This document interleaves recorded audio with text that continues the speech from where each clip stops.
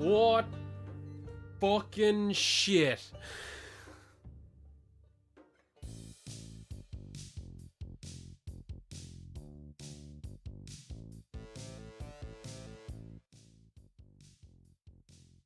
You could have ended it with Ellie and Dina sitting in the barn. Ellie has PTSD, they have a child, there you go. You can set up for the third one if you want, or they just live out their lives, but Ellie is always scarred. But nope, they just have to keep going. Santa Barbara. Hey, you know that character you love? Yeah, they have nothing. They don't take out their revenge. They lose their wife and their child. I assume she's not going back to Jackson. Fucking hell. So Ellie's just out alone in the world. Even fucking Abby has a friend after that. She has Lev. Oh my god.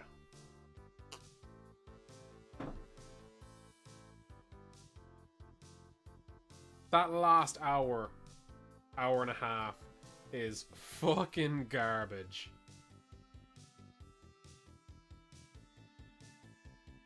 Went to Santa Barbara because she couldn't face the fact she was still out there after doing what she did. Yeah, but like... But she also... She was there choking her. And then she goes, oh wait, that thing where I forgave Joel. I'll apply that now in this moment. Instead of the months that this game spans. Fucking garbage.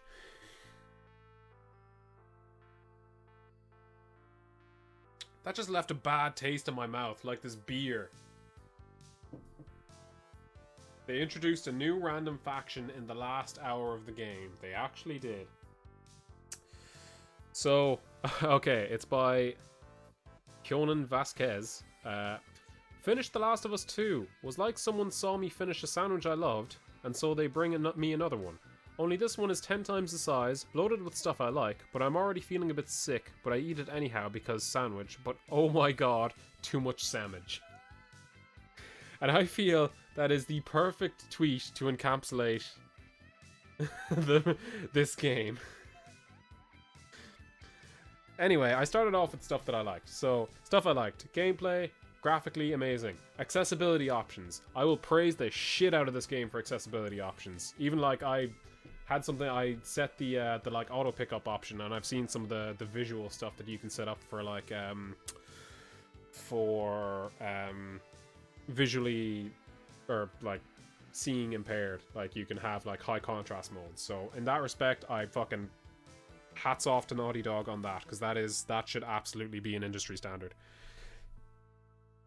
I'm trying to think.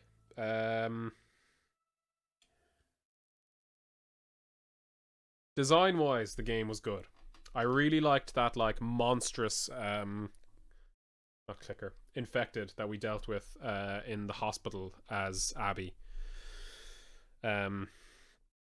All the enemies look amazing. Characters are very... Yeah. Trying to think, is there anything else? Yeah. Overall, it's a very technically impressive package. Which I cannot... I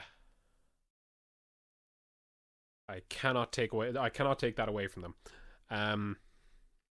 But the game quickly loses points for the pacing. It loses points for Jesus Christ being so bloated. It loses points for the terrible way of telling the story. It loses points for the story itself. And I know that I'm putting a lot of focus on the story. The gameplay itself is good, but fucking hell, they break up some of the gameplay way too much. It's like... More accessibility in games, please. Yeah, Dirk Sarles. It's like, alright, here's a flashback section where you do nothing. Then here's a long section where you're exploring, stocking up, where you're kind of doing nothing, you're just exploring. Then here's some combat, more exploring. Like, the areas are so huge and so unnecessary. I feel the stealth is worse as well. Characters. Okay. Ellie sucked. Abby was alright. Joel was fine for the 5 seconds he's in it. Dina had no character. Jesse had no character. Owen sucked. Mel sucked. Manny was...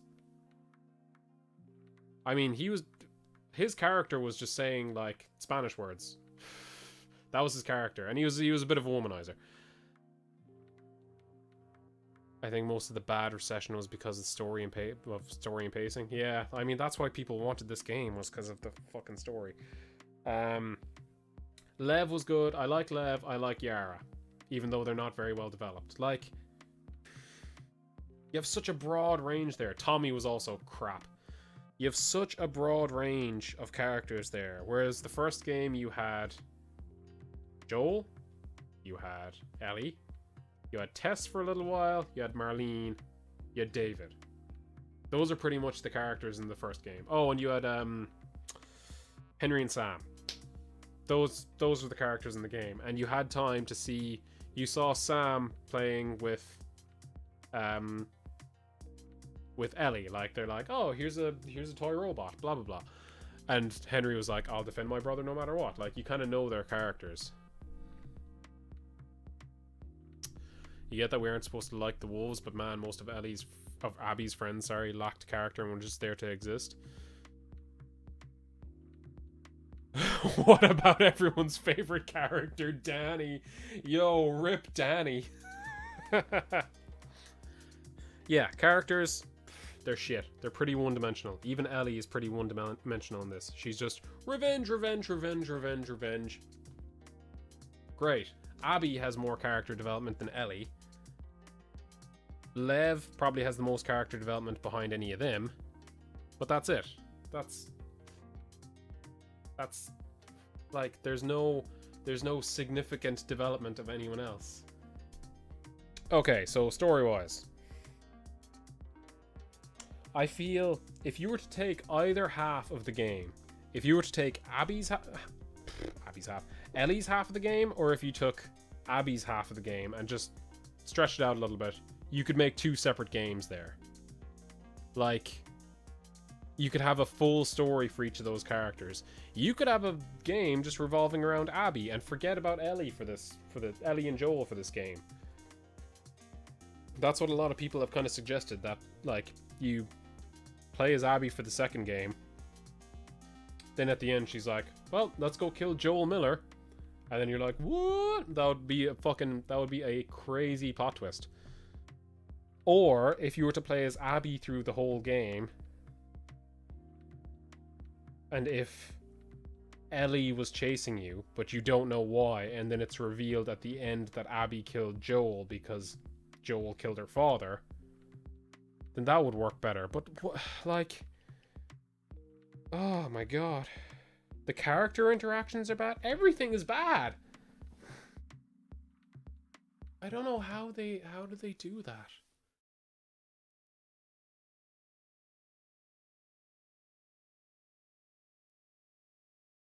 So, the point of the scars, I'm taking off my glasses like an angry dad.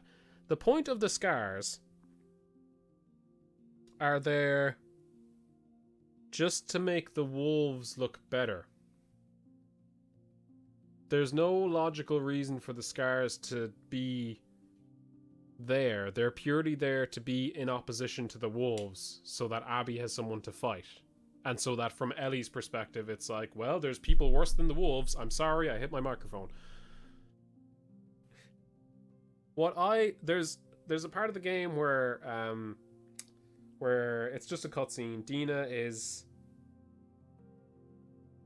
like sat down looking over stuff. You're after finding out she's pregnant. She's feeling a bit sick, and then Ellie comes in and she rubs her back, and it's kind of like this sweet little moment. She's like, oh, that's helpful, thank you. I feel that... So the theme of this game is revenge, or how revenge is bad and how it can consume you and how you can lose everything through revenge, I guess.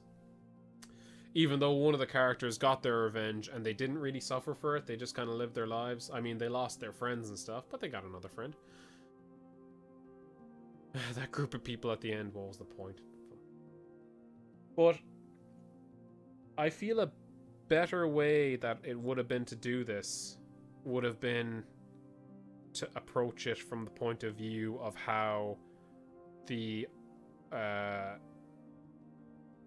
the power of love and care and safety can overpower that hatred and revenge and awful bad feelings. I feel that would be very relevant in this day and age. Like if you had Ellie who was there like just laser focused on revenge on Abby, and then you really developed like Dina to be this loving, caring, like supportive figure who just like through sheer like force of will and love for Ellie convinces her like there's no point in this, like just live out, like let's just go and live out our lives. I feel that that would work a lot better. Or if like even if like if Joel had given her a word before he died, if he was just like okay, so Joel was defending Ellie and Dina from what's his name, bigoted barman, worst superhero ever. If Joel had like was kind of somewhat aware of his surroundings and realized that Ellie was there and said like, Ellie, live your life, forget about me, just move on, like be happy, I want you to be happy. And then that in combination with Dina supporting Ellie, that I feel would have been a much better reason for her to like forget about Abby at a certain point, or to forgive Abby.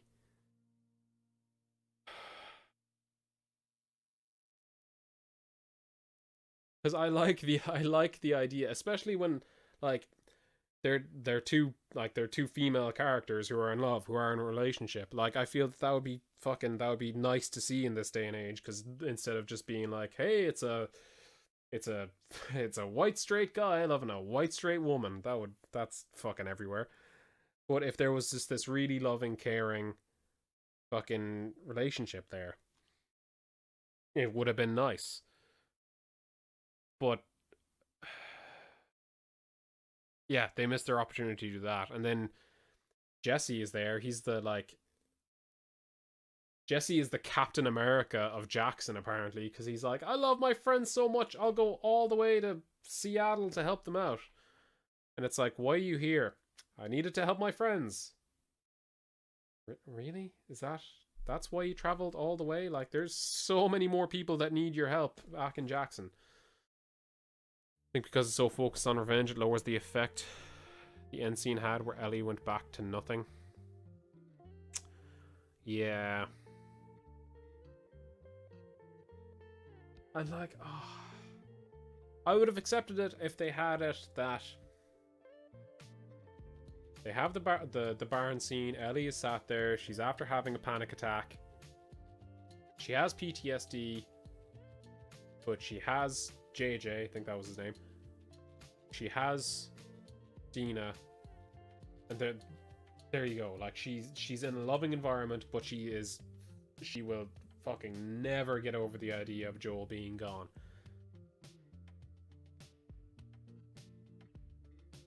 But no, they had to stretch that out and then make this really contrived set of circumstances where she forgives Abby, and Abby is there like, it would have been, do you know what, it would have been better if at the end, if after Santa Barbara, like when they're both going to their respective boats and Abby turns around and goes, Ellie, I'm sorry. Like if they forget, if there was like forgiveness there between Abby and Ellie, that there was like a kind of a mutual thing of like, this is just going around in circles, but there's not really a mutual understanding there. It's just kind of like, well, I give up now, thanks for taking my fingers, I'll be seeing you. Like, why not have the two main characters talk to each other? Seeing where Ellie is sending on the tractor talking to JJ would have been a great ending. Yeah, it would have. Could have ended at the barn. Choosing to go to Santa Barbara over Dina wasn't great considering Joel was barely in the story and their bond wasn't the same after Ellie found out about the hospital. That is also something that's the thing that annoys me about Joel's story the most. Where the time scale is so weird there that Ellie has not forgiven Joel for 4 straight years. And Abby has not forgiven Joel, or she's not forgotten about Joel, for 4 straight years, just every day, just revenge. Like, who lives like that? Is that all you think about in this post-apocalyptic world? Is just, boy, I really fancy a hot plate of revenge today for dinner. No, you wouldn't. People get over things. And I know that's an awful thing to get over, like the loss of a father or a father figure. But fucking hell, you've had 4 years. Live your fucking life. Also, Abby finding Joel doesn't make sense. It doesn't. They go, okay, we found a former Firefly. He knows about Tommy, and Tommy is Joel's brother. How do they know it's the same Joel? How do they know that? How would they know that? And that guy is an old enough Firefly that he was there when Tommy was there. Tommy was out of the Fireflies for a while back before The Last of Us Part 1. So weird. Very contrived. Game's badly written.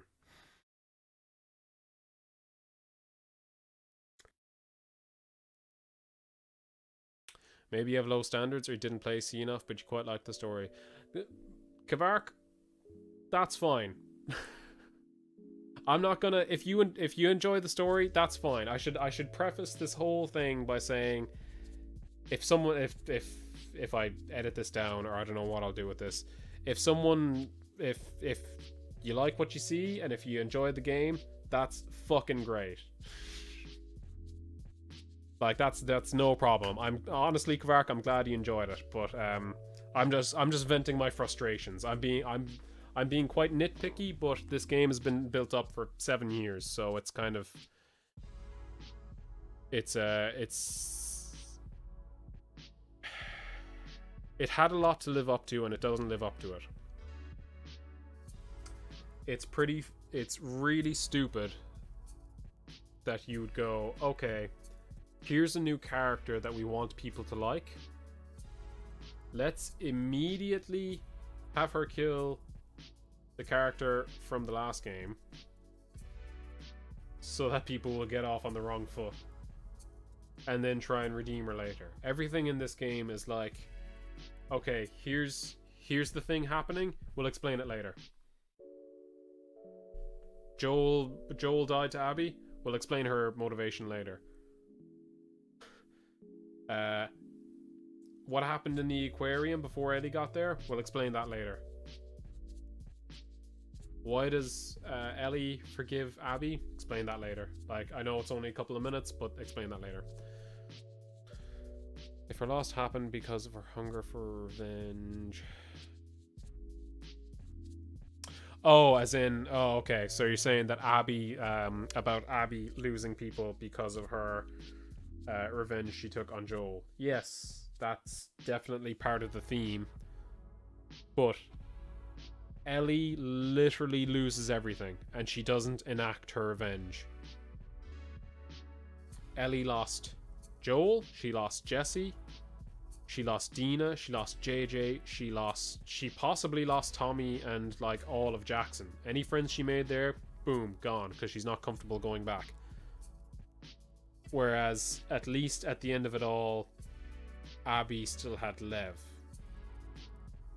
And I know she lost, like... I know she lost Owen, who she loved and banged that one time. But... it's still... weird. Like, okay, so if you were to go through Abby's story, Abby meets Yara and Lev. She meets her enemies and then works with them to escape. And then obviously through her own guilt she goes back and helps them out. But she comes to an understanding with them and then begins to trust them. If you were to take that and extend it out, that if she did that at that point, that she trusted Lev and Yara, and then thinks back on what she's done, that if she thinks back, oh, I killed Joel, maybe Joel had a son or a daughter, maybe Joel had a daughter figure, maybe that's, maybe, you know, his maybe his brother might come after me, maybe that's why his brother came after me. I've done wrong by someone else. Like, everyone has their own individual stories. Like, if that was kind of integrated into her character, that she was like, that she then goes to Ellie at the end and goes, I'm really sorry, I've changed so much. I saw exactly like how freaking crappy that was on my behalf, and I am genuinely sorry. That would be a better, like, just completion of Abby's arc, I feel. Where she was so focused on revenge for 4 years, she got it, and then she goes, oh, well, this is quite empty because I've hurt people and my friends are dying because of it. Huh. Well, sorry, Ellie. Ah, Jesus.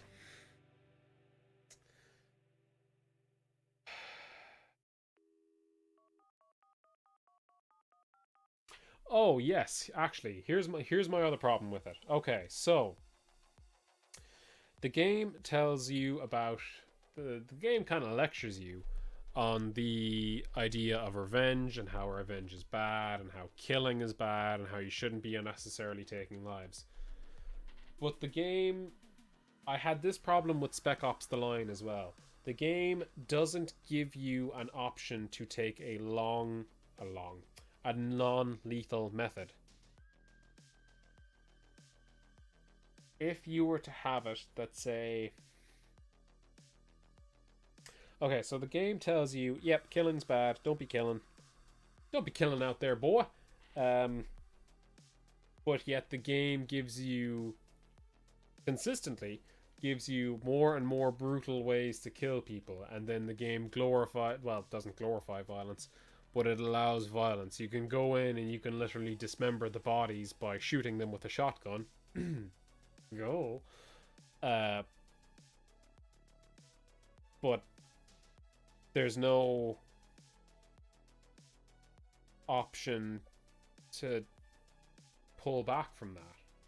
You can't make Ellie's decision there from the point of view of like, well, maybe I'll trank these guys, maybe I'll just choke them out. There's nothing like that there. I feel that if there was like an invisible karma system, a bit like Dishonored or something, where depending on how many people you killed, then you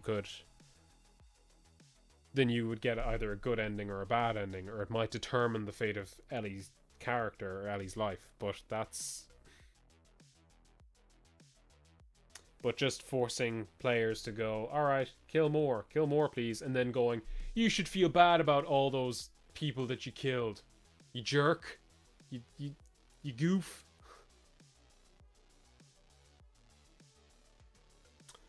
People wouldn't be so mad if it was a choice at the end, considering the effects we see from killing. Yeah, like Dishonored did something like that, where the more people you kill, it's been a long time since I played Dishonored, the more people you kill, the environment gets worse. So if you kill loads of people, it attracts more rats. Rats carry the plague. You get more plague infected people within the cities, within the towns. And then at the end, you get the bad ending because you've killed so many people. Whereas in this, if they were to have, well, they'd need to massively improve the stealth mechanics, I feel. But the game goes through and it's like, killing's bad, you've caused all this fucking shit. But if you had a choice to pull back from that, and that affected the outcome, and it would be a better study of the player's behavior then, because, like if you, I don't know, if you shoot the gun out of someone's hand in this, they still pick up a bat and they, like, try and take you down. Whereas if you were to shoot the gun out of someone's hand and they're like, oh god, don't, and then you just let them off, like you let them go their own way, then that would reflect better on Ellie's character.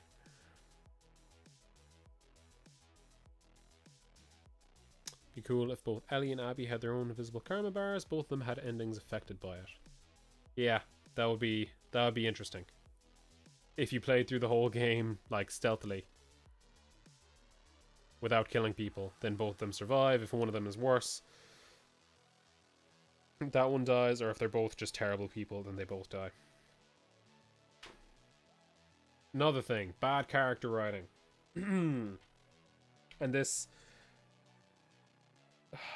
So... yeah, this kind of links into what I've just said. So, Ellie goes through the game. Killing.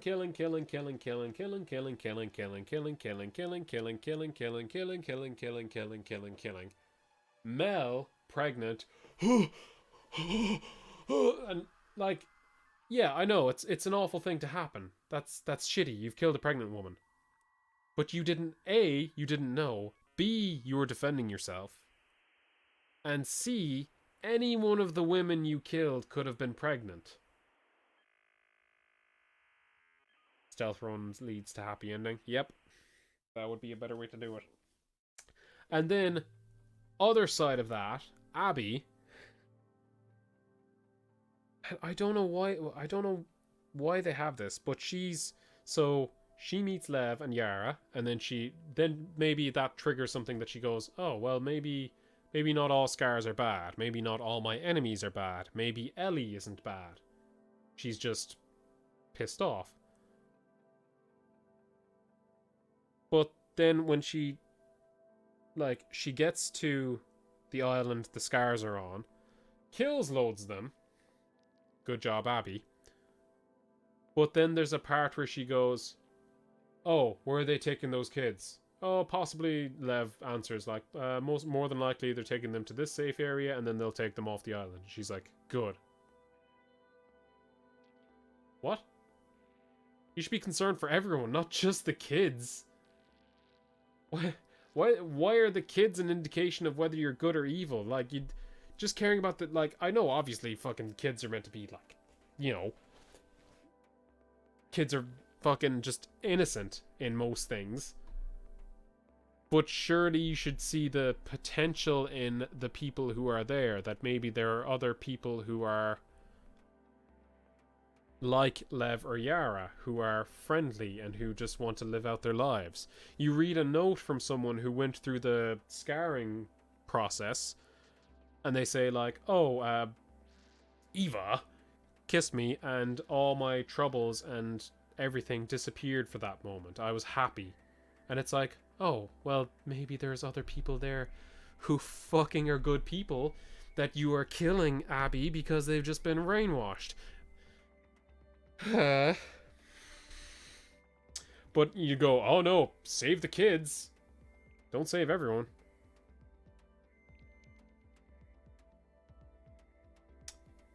Favorite part? My favorite part was the weird infected monster in the basement of the hospital. That was cool. That, I would play a whole Last of Us game just, like, about stuff like that. Like, just weird infected getting into a city, and maybe, like, I don't know, maybe a group just happens to end up in the city and they've just been, like, cornered by them at every venture. You could make a good horror game based around that. Because that part was cool, and that thing was terrifying. Okay, I'm gonna finish it up there, because I'm rambling, and I can't think of anything else. Yep, gonna finish it up. Alright. Thank you very much for watching, guys. Appreciate people coming in and joining in on this. It was fun, mostly, except for the last fucking 2 hours. Thank you very much, guys. I'll see you again real soon. Take care of yourselves. Stay safe.